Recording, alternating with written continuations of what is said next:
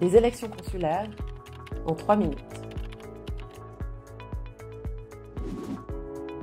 Les premières élections consulaires ont eu lieu en 2014.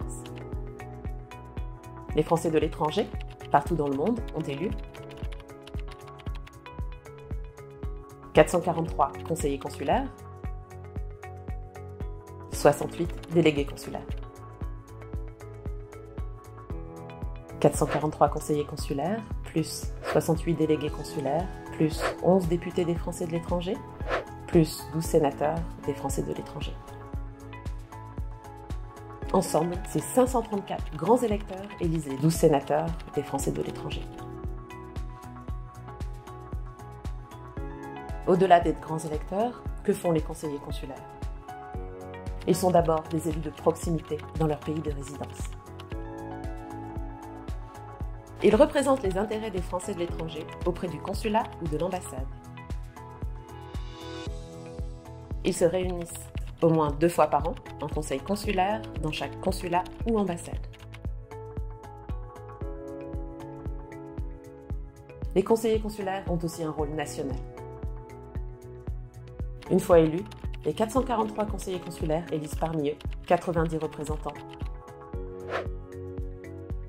Ils siègent à l'Assemblée des Français de l'étranger, à Paris. Le ministre des Affaires étrangères les consulte régulièrement sur les sujets relatifs aux Français de l'étranger. Les prochaines élections consulaires auront lieu le 17 mai 2020. L'Assemblée des Français de l'étranger sera élue en juin. Les sénatoriales se feront en septembre. 6 sièges de sénateurs seront renouvelés. Ils représenteront les Français de l'étranger et voteront les lois. En Suisse, nous avons 2 consulats, donc 2 circonscriptions consulaires. Le consulat de Genève et le consulat de Zurich.